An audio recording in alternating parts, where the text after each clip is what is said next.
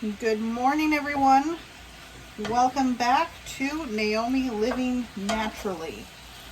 So as I'm cooking up some beef here, I just thought maybe we would have a little chat about the carnivore diet.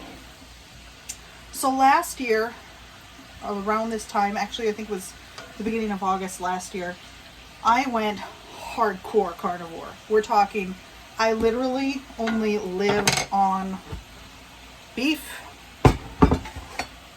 and butter 5 months straight. In that 5 months, I lost 42 pounds. I felt and looked the best I had looked and felt in a very, very long time. But then life happened, so I started allowing some cheat days. And through the season with the summer season, we have family coming and going, visiting. And so I thought, a little bit of cheating here and there, not going to hurt anything.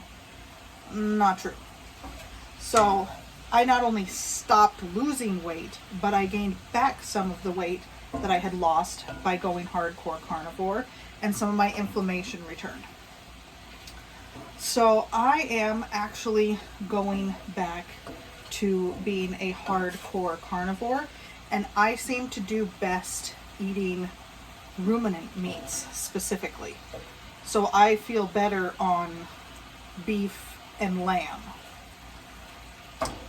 There are people who do just fine with the chicken, but I think it is specifically the health issues that I have been fighting and dealing with that are the reason I kind of do the best on the ruminant meats.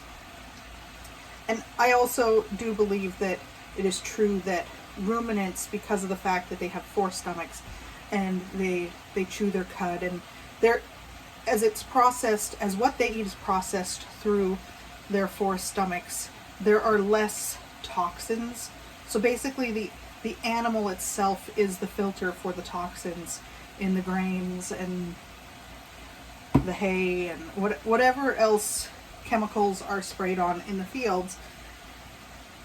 The animal itself, its liver filters out the toxins. So I believe that is why I actually thrive and do my absolute best on a carnivore diet, is because I have been dealing with a toxin overload for so many years, basically my whole life. And I knew that I couldn't handle the gluten. I knew I couldn't handle grains. And I knew I had problems with some vegetables and some fruits. And I didn't realize how bad those problems were until I stopped eating vegetables and fruits altogether and went straight to a carnivore diet and saw the drastic impact in my health. So I am committing myself to going back to eating pretty much a hardcore carnivore diet. Now for me, hardcore means beef, butter, and eggs. I do also eat some eggs here and there. And usually I use just either sea salt or some of this here, yummy seasoned salt, or what I use. I do also have all kinds of spices and stuff. And I'm not such a carnivore purist that I'm against spices. I seem to do fine with a little bit of spices on my food here and there. So as long as I am sticking to pretty much only eating meat, butter, and eggs, I feel amazing. I lose the bloat, the water weight, and the gut issues. Like my gut flattens out. When I am eating plants, for some reason my gut is bloated. But that clears up on the carnivore diet. I will say I found something really fascinating about being carnivore. After I had done the five months of carnivore hardcore, I ate ice cream.